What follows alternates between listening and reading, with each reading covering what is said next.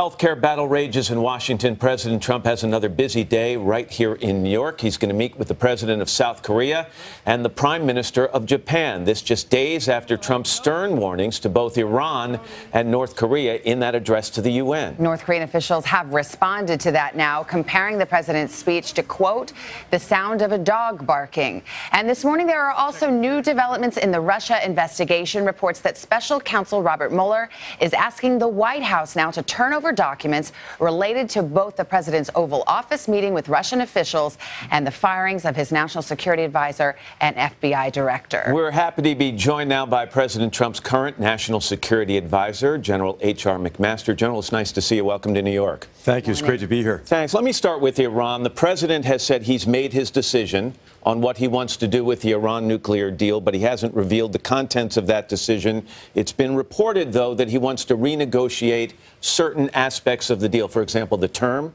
when it will expire. Also, a part of that deal that might allow Iran to develop certain ballistic missiles. Is that accurate? That is accurate. I think what's different about President Trump's approach to the nuclear deal is his approach to Iran broadly. I think previously the approach to Iran was all about getting this deal.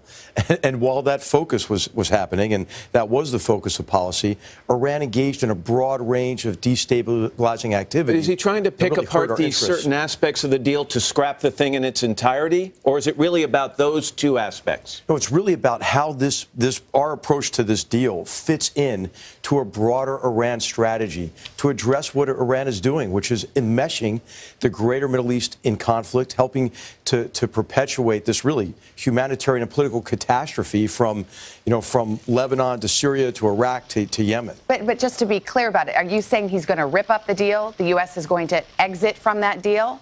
No, I'm not saying anything yet about it. But when the announcement is made, it will fit in to a fundamentally sound and broad strategy aimed at addressing Iran's destabilizing behavior and protecting American vital interests. Iran's President Rouhani has said, look, if the Americans try to mess with this deal, we may just start enriching uranium again. And I don't have to tell you the Iranians were very, very close to breakout capacity, getting a nuclear weapon, which led to this deal. So even if you hate the deal, wouldn't that be a worse outcome now? Well, what you mean is the program that they said never existed, that they were going to restart? He's saying they're going to restart? Do you think they're in violation of the agreement? Well, we don't really know, do we? So we know that they've walked up to the line and crossed the line. Too many centrifuges spinning, too much heavy water. Then when they're confronted by the IAEA, they've backed off of that.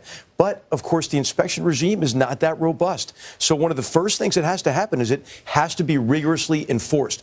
The worst thing that could happen is if this deal provides cover for Iran to get a nuclear capability. And, of course, all the while, you already mentioned the sunset clause is a problem, but also the fact that they have a missile program that is continuing unabated by this deal. We want to move on to some other things, but real quickly, do you think this is something where the Iranians have any incentive to come to the table? What leverage does the president have? Those sanctions that were crippling the Iranian economy are gone. Why would they even talk about this? Well, what Iran really needs to be is incentivized to stop its destructive behavior across the region that has caused so much human suffering. And so the idea is our approach to Iran has to change fundamentally. We have largely in recent years vacated very important competitive space with Iran in their sophisticated campaign of subversion, where they're really creating almost a Hezbollah model across the greater Middle East. Let me go to North Korea real quickly. The president said if we're forced to defend ourselves or our allies, we will totally destroy North Korea. What would be the definition of being forced to defend ourselves? Would it be an all-out attack from North Korea? Would it be the launching of a missile capped with a nuclear device? Would it be testing another missile that can reach the United States or detonating another hydrogen bomb? What defines defending ourselves? Well, it's attacks on us or our allies. So what is an actual attack? Of course.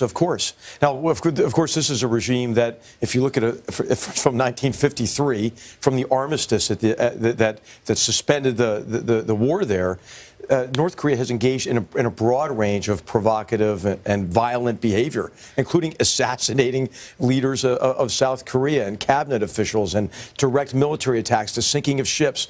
So in terms of provocation, this is nothing new, to the North Korean regime. What is new is the grave danger to the world if this kind of a rogue regime has a nuclear weapon. Before I let you go, we have to ask you about these developments in the Russia investigation. The Washington Post and the New York Times are both reporting that the special counsel, Robert Mueller, is zeroing in on the president's own actions, including an Oval Office meeting that you yourself attended with the Russian ambassador and foreign minister. I believe it was the day after James Comey was fired from his position. Have you personally or your lawyer been contacted by the special counsel's office for either documents, evidence, or your testimony?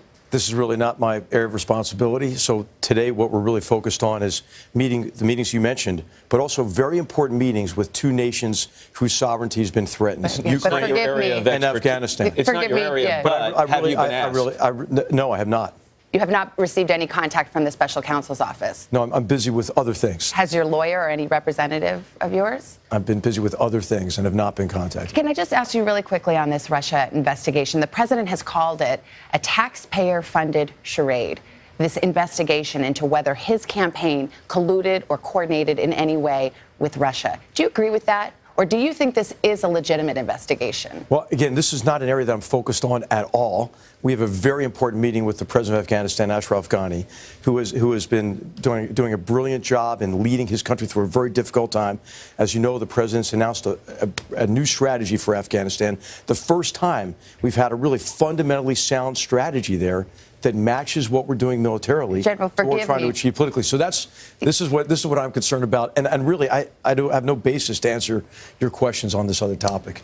We can take a hint. Yes, we can. All right. General, thanks very much again. Welcome. Good to have you in New York. Thank you. Hello, Today fans. Thanks for checking out our YouTube channel. Subscribe by clicking that button down there and click on any of the videos over here to watch the latest interviews, show highlights, and digital exclusives.